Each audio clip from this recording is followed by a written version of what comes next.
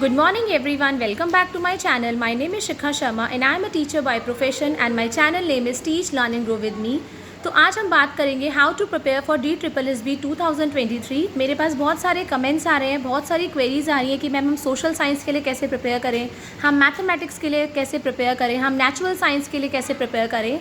So this video is all about how to prepare for DSSB TGT for all subjects. मैं ये video उन सारे subjects के लिए बना रही हूँ जिनमें भी आपको डाउट्स हैं। तो this is a common video, common strategy for everything.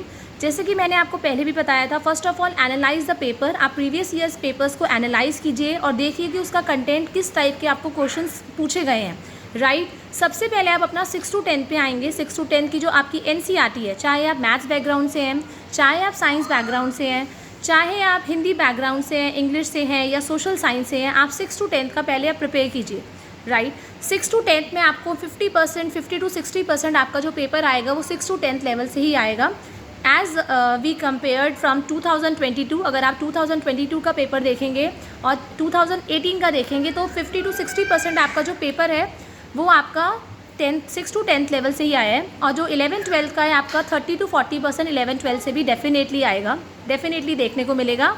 और 10 मार्क्स तो आपका जो भी आपका पेडागॉजी होता है वो आपका आता ही है, साइकोलॉजी, एजुकेशनल साइकोलॉजी, राइट। उसमें आपके teaching methods and all, teaching strategy वो सब आएगी।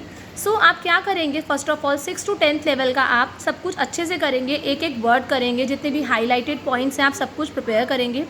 उसके बाद जो 9-10 की है, 9-10 की जो जितनी भी NCERTs हैं सारे सब्जेक्ट्स की, उसमें बहुत सारे आपको इंपॉर्टेंट टॉपिक्स मिलेंगे related to the body. Science की अगर हम बात करें, वो बॉडी से रिलेटेड बहुत सारे टॉपिक्स मिलेंगे, ह्यूमन बॉडी से रिलेटेड, एनिमल से related, diversity in plants and animals.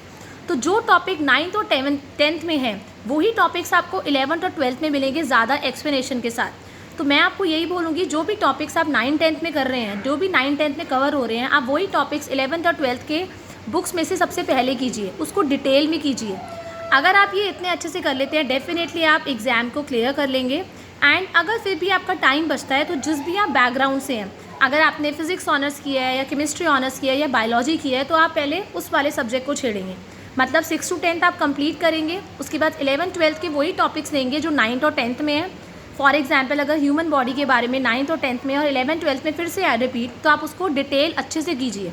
और उसके बाद अगर टाइम फिर भी बच जाता है तो जो भी आपका बैकग्राउंड है, जिस भी आप बैकग्राउंड से हैं, ज्योग्राफी से हैं, हिस्ट्री ऑनर्स से हैं, सिविक्स से हैं, इकोनॉमिक्स से हैं, जिस भी आपसे साइकोलॉजी से हैं, जो भी आपका सब्जेक्ट है, आप उससे पहले उसको कंप्लीट कर लीजिए। And definitely if you will do this, अगर आप ये फॉलो करेंगे, डेफिनेटली पेपर फर्स्ट अटैम्प्ट में क्लियर हो जाएगा। अभी आपके पास बहुत ज़्यादा टाइम है, टाइम मत वेस्ट कीजिए। ये मत पूछिए बार बार अपने आप से या किसी से भी वैकेंसी कब आएगी, वैकेंसी कब आएगी। वैकेंसी जब आएगी तो आपको पढ़ने का टाइम ही नहीं मिलेगा। इसीलिए अपना सिलेबस को डाउनलोड करके रखिए, प्रीवियस ईयर्स क्वेश्चन पेपर्स को, उनका better to take out print out निकाल के रखिए, उसको सॉल्व कीजिए। जब वैकेंसी आएगी तो आपको टाइम नहीं लगेगा, क्योंकि विदिन 2 months तो आपका एग्जाम हो जाएगा और फिर आप थोड़ा कन्फ्यूजन में ही घूमते रहेंगे। इससे पहले we should be well prepared before in advance. तो all the best everyone for your preparation. And still you are finding any query, you can always message me in the comment section. I am always ready to give you replies. Thank you everyone. Have a nice day.